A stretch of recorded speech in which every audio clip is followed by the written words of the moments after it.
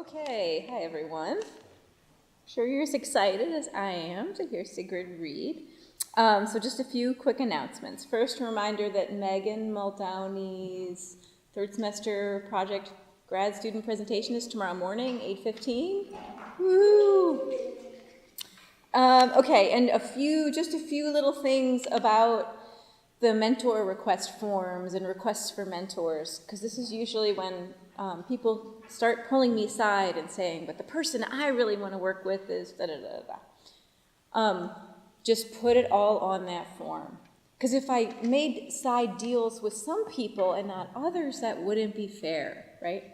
So the deal is that fourth semester students, except in extreme cases, get the mentor that they want to request, and then students below, so then we do third semester, second semester first. So put the people down you want to work with, and you can also, on that form, you can put a fourth pick if you want. If you feel like it's hard to pick your top three, you can put 5 if you feel like, I don't care. Any information you feel like I need. If you don't get your first or your second pick, actually, if you don't get your first pick, Elizabeth keeps track of all that, and then so you go up in the ranking next time. It's a very elaborate but precise system. Okay? All right. And the last little announcement is more of an expression of joy that you're here, Singrid, and so we got you, Elizabeth arranged a bag of a bunch of things for you. So, okay, here you go.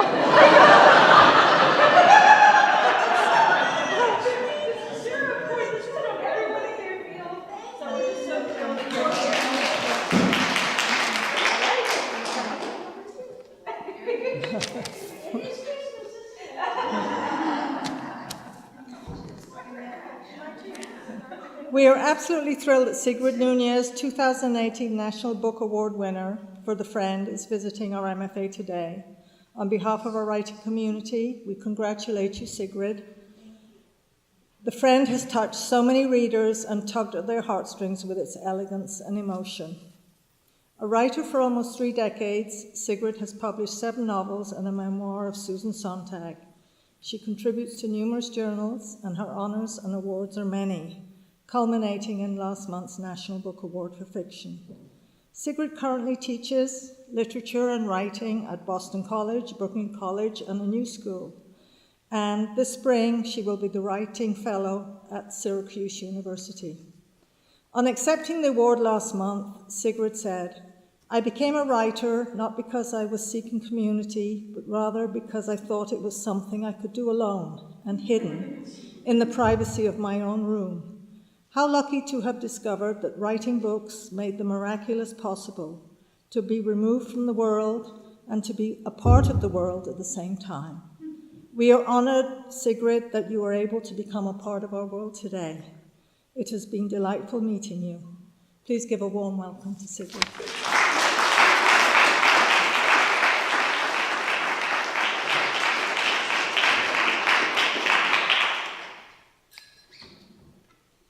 Thank you, Elizabeth, and thank you for having me, and all of you for being here. You can hear me all right? Okay, now I'm going to be reading from my book, as you know, but I thought because of the new year, I just wanted to read you this beautiful haiku by the 18th century haiku master, Yosabasan.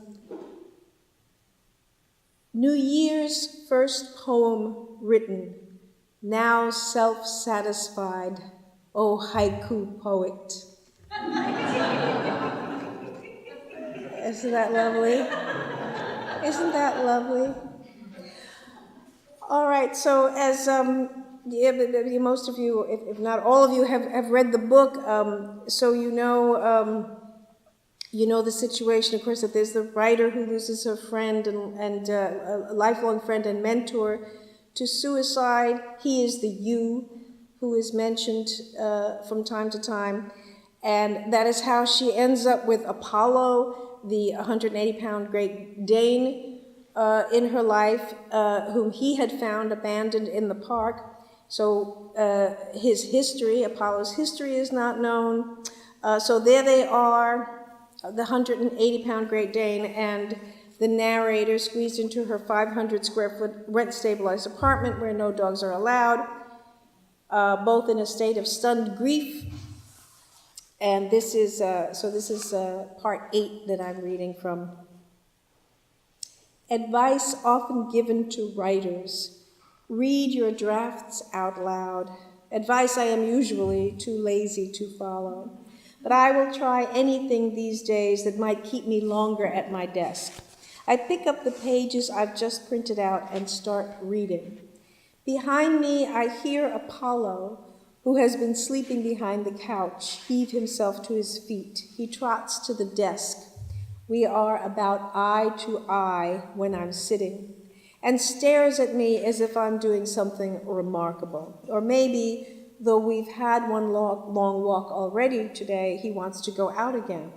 When I reach the bottom of the page, I pause, thinking. Apollo pokes me with his nose. He barks very low, just once. He takes a step forward, a step to the right, a step back, all the while cocking his head from side to side, his way of saying, WTF. He wants me to keep reading. True or not, that's what I do. Read your sentences out loud, goes the advice, and you'll hear what doesn't sound right, what doesn't work. I hear what doesn't sound right, what doesn't work. I hear. No different from when I read the sentences to myself. I fold my arms on the desk and hide my face in them. Poke, woof. I turn my head. Apollo's gaze is deep. He licks my face and does the cha-cha thing again. He wags his tail, and for the 1,000th time, I think how frustrating it must be for a dog, the endless trouble of making yourself understood to a human. I move from chair to couch, Apollo watching, forehead creased. Once I'm settled, he comes and sits down in front of me, eye to eye. What do dogs think when they see someone cry? Bred to be comforters, they comfort us. But how puzzling human unhappiness must be to them, we who can fill our dishes any time and with as much food as we like, who can go outside whenever we wish and run free, we who have no master constantly needing to be pleased or obeyed. WTF. From the stack of books on the coffee table, I pick up Rilke's Letters to a Young Poet, an assigned book for one of the courses I teach. I open it and start reading out loud. After a few pages, Apollo assumes the half-open-mouthed smile seen all the time on other dogs' faces, but with worrying infrequency on his. As I keep reading, he lowers himself to the floor, covering my feet and pressing against my shins. He relaxes his head onto his paws, tipping his eyes at me each time I turn a page. The position of his ears shifts in response to my vocal inflections. I read on, as clearly and with as much expression as I would to someone who could understand every word. And I, too, find it soothing, the lyrical prose in my mouth, the great, warm, gently heaving weight on my legs and feet. I know this little book well, 10 letters addressed to a student who had written to ask Rilke for advice when Rilke himself was just 27 years old. Letter 8 contains his famous vision of the Beauty and the Beast myth. Perhaps all the dragons in our lives are princesses who are only waiting to see us act just once with beauty and courage. Perhaps everything that frightens us is, in its deepest essence, something helpless that wants our love.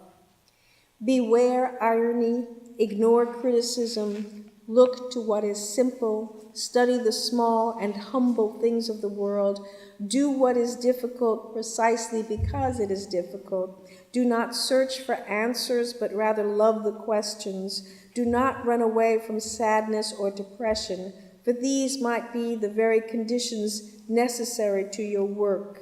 Seek solitude. Above all, seek solitude. I have read Rilke's advice so often, I know it by heart. When I read the letters for the first time, at around the same age as Rilke when he wrote them, I felt that they had been written as much to me as to their addressee, that all this wonderful advice was meant for any person who wished to become a writer. Once again, I come upon his famous definition of love: two solitudes that protect and border and greet each other. What does that even mean, writes a student in her final paper. It's just words. It has nothing to do with real life, which is where love actually happens. The exasperated, hostile tone so often to be found in student papers. In real life, he could not be a husband to his wife, whom he left about a year after their marriage. He could not be a father to his daughter. Rilke, who found such richness and meaning in the experience of childhood, and who wrote so many beautiful words about children, neglected his only child, which did not stop her from dedicating her life to his work and his memory. Then, aged 71, she killed herself. Rilke, who loved dogs and looked hard at them and shared a boundless communion with them, who once found in the imploring look of an ugly, heavily pregnant stray that he encountered outside a cafe in Spain, everything that probes beyond the solitary soul and goes God knows where, into the future or into that which passeth understanding. He fed her the lump of sugar from his coffee, which he later wrote was like reading Mass together. Rilke, in whose work Apollo is a recurring figure. The book is short. It can be read aloud in about 2 hours, but soon Apollo has dropped off like a child at whose bedside a mother has been reading and waiting for precisely this moment to tiptoe away. I'm not tiptoeing anywhere, pinned beneath his weight. My feet have gone numb. I wiggle them and he wakes. Without getting up, he seeks my hand, still holding the little book, and he licks it. Now we are both up, heading for the kitchen. I pour him some kibble, it's that time, and while he eats, I get ready to take him out. I might have dismissed the incident as something out of my anthropomorphic fantasy, but the very next day, this happens. I'm sitting on the couch with my laptop when Apollo comes up and starts sniffing the books on the coffee table. His giant jaws open and close around the new paperback copy of the Knausgaard novel that I bought to replace the one he destroyed. Oh, not again. But before I can take it away, he gently places the book by my side. I've heard of therapy dogs, of course, dogs trained to work in hospitals, nursing homes, disaster areas, and the like. Their purpose to bring comfort and cheer in hopes of lightening whatever suffering humans might be going through. I know such dogs have been around a long time, also that they are now often used to help children with emotional or learning difficulties. To improve speech and literacy skills, children in schools and libraries are being encouraged to read aloud to dogs.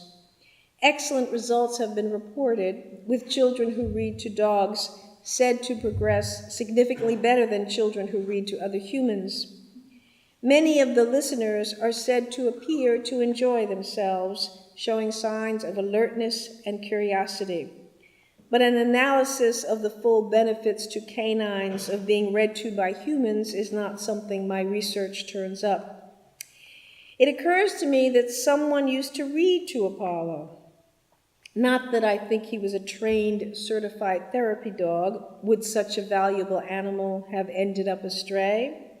But I believe that someone must have read aloud to him, or if not to him, at least while he was present. and that his memory of that experience is a happy one. Maybe it was just that whoever did the reading was someone he loved. Or maybe, though not a professional therapy dog, Apollo had nevertheless been expected to help someone by listening to that person read, a responsibility he took seriously and for which he was praised and rewarded. It's in the nature of many dogs to do some kind of work, training manuals say. Assigned a task, dogs showing signs of boredom or depression often perk up, but people almost never give them enough, if anything, to do. Or maybe Apollo is a canine genius who has figured something out about me and books. Maybe he understands that when I'm not feeling so great, losing myself in a book is the best thing I could do. Maybe this is something his phenomenal nose tells him. If, as studies show, a dog's nose is capable of detecting cancer, it would not be surprising if it could also detect changes caused by the relief of stress or by the experience of mental stimulation or pleasure. If some dogs can predict seizures in people, as we know has occurred, how strange would it be for one to predict a looming fit of the blues? In fact, the more I live with Apollo, the more convinced I am that the vet was right. We humans don't know the half of how dogs' brains work. They may well, in their mute, unfathomable way, know us better than we know them. In any case, the image is irresistible. An avalanche of despair, and like the Saint Bernard coming through the snow with a mini barrel of brandy, Apollo fetches a book, even if we know Saint Bernards never really did that. There was a time when it would have been clearer to me whether reading Rilke's letters to a young poet to a dog was a sign of mental unbalance. I decided to make reading aloud part of our routine. Knowing how this might look to others, though, I don't tell anyone. But then there's a lot in these pages I've never told anyone. It's curious how the act of writing leads to confession. Not that it doesn't also lead to lying your head off. Like Rilke, Flannery O'Connor wrote a series of letters to a stranger who wrote to her one day out of the blue. In the collection of O'Connor's letters published after her death, this particular correspondent who'd asked to remain anonymous is called A. At 32, she is 2 years older than O'Connor, who is nevertheless more than up to shouldering the role of mentor. The letters to A, written over a period of 9 years, are filled with thoughts about literature and religion and what it means to be a writer and a believer in the Catholic Church. She talks freely about her fiction writing, and when A sends her some of her own fiction, the response is encouraging. A has a gift for story writing, O'Connor says, judging one particular story to be just about perfect. When A appears to be suffering from a block, O'Connor is quick to blame the devil.